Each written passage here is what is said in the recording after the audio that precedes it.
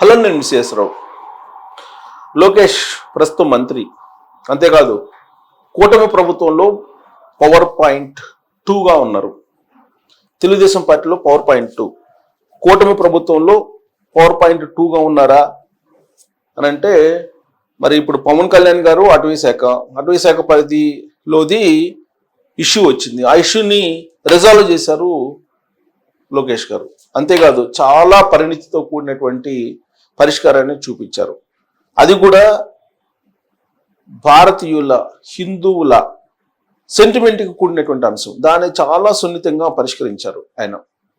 బహుశా పవన్ కళ్యాణ్ గారు కూడా లోకేష్ గారిని అభినందించక తప్పనటువంటి ఇష్యూ అది. ఏంటి అదంటే కాశీనాయన అంటే ఆధ్యాత్మిక ప్రయాణం చేసేటువంటి వాళ్ళందరూ కూడా దాదాపుగా తెలుసు. కాశీనాయన సత్రాలన్నా, కాశీనాయన అన్నదాన సత్రం అన్నా, కాశీనాయన ఆశ్రమాలన్నా దాదాపుగా ఆధ్యాత్మిక అంశంలో టచ్ ఉన్నటువంటి వాళ్ళందరికీ కూడా పరిచయమే అవధూత ఆయన. సో కాశీనాయన పేరుతోటి భారతదేశ వ్యాప్తంగా అనేకమైనటువంటి సత్రాలు ఉన్నాయి, అన్నదాన సత్రాలు ఉన్నాయి, ఆశ్రమాలు ఉన్నాయి. ఏ ఆశ్రమంలో కూడా లభించినటువంటి విధంగా round the clock 24 hours 24x7 మీరు అన్నం పెట్టమని అడిగితే ఆశ్రమాలకి ఖచ్చితంగా వండి పెడతారు, ఒకవేళ అప్పుడు లేకపోయినప్పటికి కూడా. అది ఆశ్రమాల యొక్క ప్రాముఖ్యత. నాకు తెలిసి నాకు స్వ అనుభవం కూడా ఉంది. ఎందుకంటే మీకు గాణగాపురం దత్తాత్రేయ టెంపుల్ ఉంది, అక్కడ కూడా కాశీనాయన ఆశ్రమం ఉంది. అలాగే అనేక ప్రాంతాల్లో ఉంది, భారతదేశంలో ఉండేటువంటి అనేక ప్రాంతాలు ఇంక్లూడింగ్ కాశీలో కూడా ఉంది. నేనైతే ఒకరోజు అర్ధరాత్రి వెళ్ళాను కాశీనాయన ఆశ్రమానికి. వెళ్ళగానే ముందు భోంచేశారా అని అడుగుతారు వాళ్ళు. ఒకవేళ భోంచేయలేదంటే ఖచ్చితంగా భోజనం పెడతారు. ఒకవేళ ఆ టైంకి లేకపోయినప్పటికి కూడా 10 నిమిషాల్లో మీకు భోజనం పెడతాం, మీరు కూర్చోండి, కాళ్ళు చేతులు కడుక్కోండి అని చెప్పి చెప్తారు. అలాగే ఆశ్రయం అక్కడ ఉండడానికి కూడా అలాగే వెసులుబాటు కూడా కల్పిస్తారు.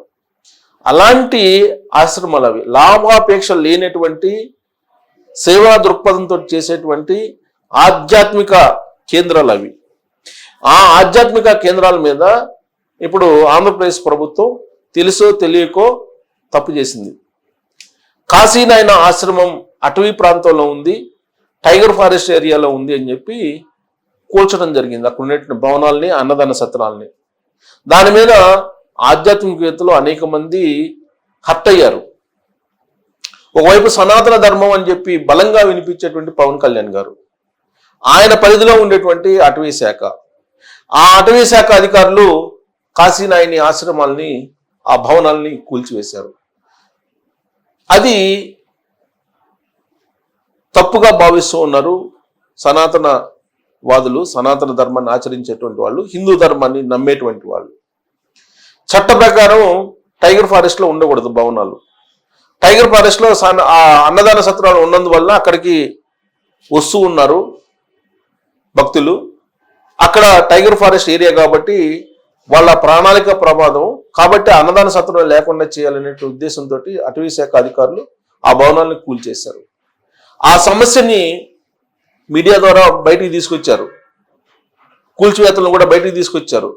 కానీ లోకేష్ గారి దృష్టికి తీసుకువెళ్లారు కొంతమంది ఆధ్యాత్మికవేత్తలు. వెంటనే స్పందించినటువంటి లోకేష్ గారు ఇమీడియట్గా అక్కడ కాశీనాయని భవనాలని నిర్మించాలని చెప్పి, మళ్ళీ తిరిగి నిర్మించాలని చెప్పేసి ఆదేశించడంతో పాటు వాటికి అయ్యేటువంటి ఖర్చును కూడా తాను స్వయంగా భరిస్తాను, స్వయంగా పెట్టుకుంటానని చెప్పి ఆయన ఉదారంగా ఒక చెక్కు రాసిచ్చి ఆ భవనాల నిర్మాణానికి ఆయన ముందుకు వచ్చారు. అంతేకాదు చాలా విశాల హృదయంతో పరిణితి చెందినటువంటి నాయకునిగా క్షమాపణ చెప్పారు. హర్ట్ అయినటువంటి వాళ్ళకి క్షమాపణ చెప్పారు.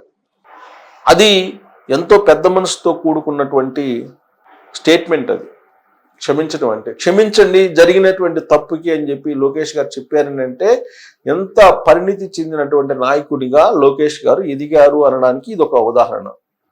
పైగా కాశీనాయన ఆశ్రమం అని అంటే సామాన్యులు పెద్ద పట్టించుకోకపోవచ్చు, బట్ సనాతన ధర్మాన్ని, హిందూ ధర్మాన్ని నమ్మేటువంటి వాళ్ళు అక్కడ జరుగుతున్నటువంటి కార్యక్రమాల గురించి తెలిసినటువంటి వాళ్ళు కొన్ని లక్షల మంది ఉంటారు. వాళ్ళు మనసులోనే బాధపడ్డారు. అలాంటి వాళ్ళకి ఆయన క్షమాపణ చెప్పి ఊరట కలిగించడంతో పాటు లోకేష్ గారి బ్రాడ్ నేచర్కి వాళ్ళు అబ్బురపడ్డారు. దానికి సంబంధించినటువంటి ఒక న్యూస్ కూడా ఇప్పుడు స్ప్రెడ్ అవుతుంది. బట్ ఇక్కడ నేను ఫోటోలు చూపిస్తున్నాను కదా, ఈ ఫోటో కాశీనాయన అంత ప్రాముఖ్యత, అంత పేరుందా అని చెప్పి మీరు అనుకోవచ్చు. మీకు ఉదాహరణ ఇక్కడ కనిపిస్తుంది చూడండి. ఇక్కడ ఉంది కోట్ల విజయభాస్కర్ రెడ్డి గారు, మాజీ సీఎం ఉమ్మడి ఆంధ్రప్రదేశ్కి. కాశీనాయన ఆశీస్సుల కోసం ఆయన వెళ్ళారు.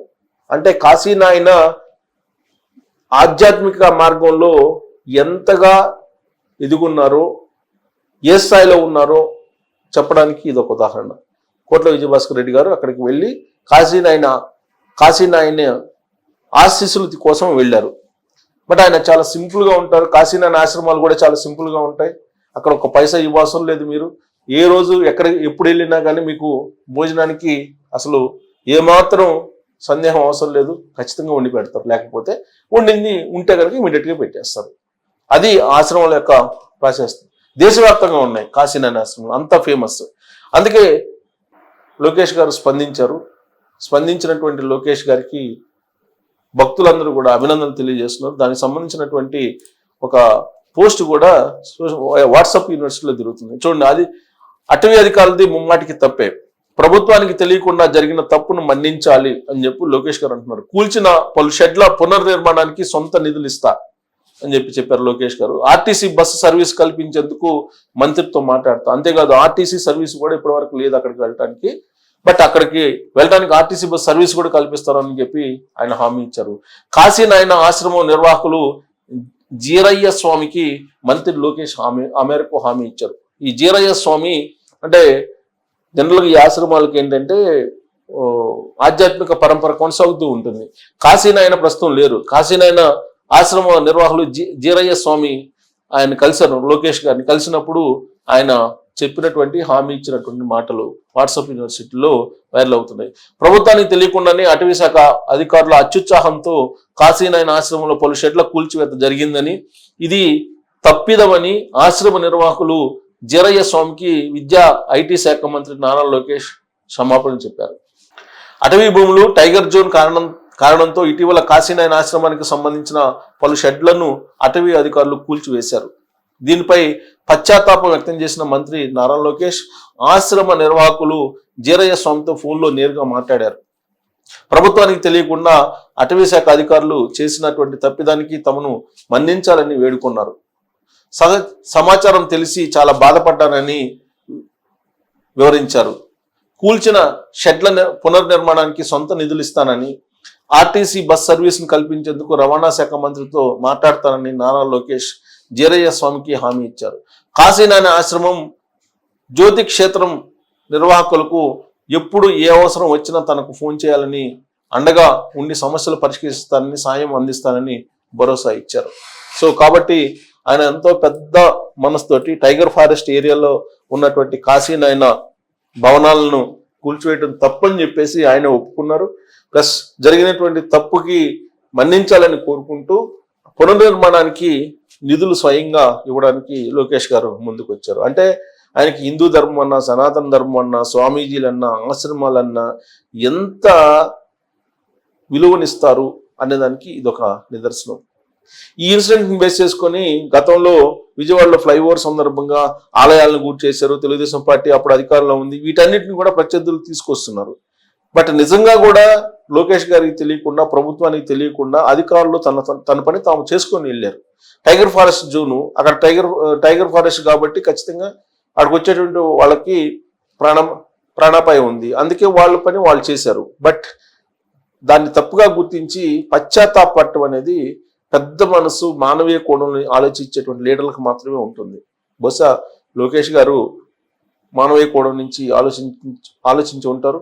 ఆధ్యాత్మిక ప్రయాణం చేసేటువంటి వాళ్ళకి ఆ బాధ తెలుసు కాబట్టి ఆ బాధను అర్థం చేసుకున్నారు.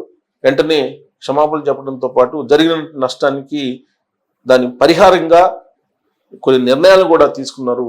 దీంతో భక్తులు ఇప్పుడు లోకేష్ గారు తీసుకున్న నిర్ణయం పట్ల ప్రశంసిస్తూ పరిణితి చెందినటువంటి నాయకుడిగా ఆయన్ని గుర్తిస్తున్నారు. మరి లోకేష్ గారు ఇంతకు మించి కాశీనాయని ఆశ్రమాలకి ఏం చేయగలరు? మరి ఆయన తీసుకున్న నిర్ణయం పరిణితి చెందిన నిర్ణయమా కాదా అనే దాని మీద మీరు కామెంట్ చేయొచ్చు. Thank you.